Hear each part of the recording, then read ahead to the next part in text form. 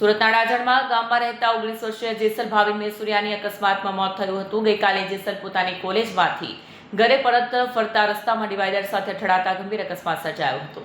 સુરતના ડાજણ ગામમાં રહેતા 19 વર્ષીય જેસલ ભાવિન મેસુરિયાનો અકસ્માતમાં મોત થયું હતું। ગઈકાલે જેસલ પોતાની કોલેજમાંથી ઘર તરફ પરત ફરતા રસ્તામાં ડિવાઈડર સાથે અથડાતા ગંભીર અકસ્માત સર્જાયો હતો। ત્યારબાદ તેને સારવાર માટે ખાનગી હોસ્પિટલ ખસેડવામાં આવ્યો। હોસ્પિટલમાં તેમને મૃત જાહેર કરવામાં આવ્યા। જેસલ મેસુરિયા કોલેજમાં અભ્યાસ કરતો હતો। જેસલના માતા પિતાએ નિર્ણય કર્યો કે અંગદાન કરશે। ત્યારબાદ જેસલના ચક્ષુદાન કરવામાં આવ્યા। સમાજ માટે આ એક પ્રેરણાદાયક કિસ્સો છે। માતા પિતાનું એકનું એક સંતાન હોવા છતાં તેમણે અંગદાન કરવાનો નિર્ણય લીધો છે। છોટુભાઈ પટેલ સામાજિક કાર્યકર્તા રહેવાનું અડાજણ ગામ।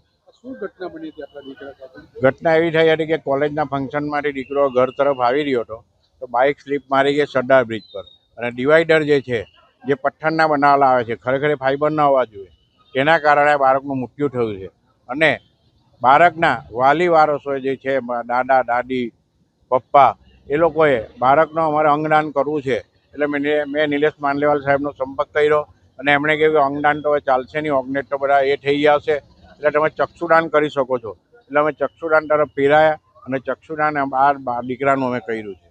શું એવો મેસેજ આપશો?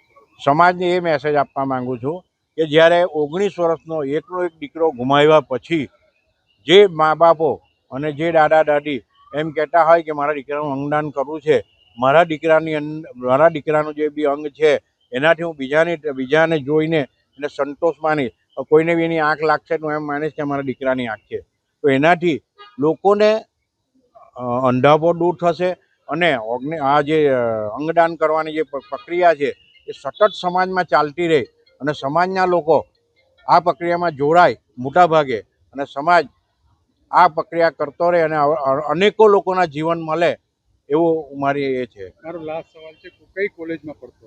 એ કેટની કોલેજમાં એન્જિનિયરિંગ કરતો હતો બાળક, 19 વર્ષનું બાળક હતું।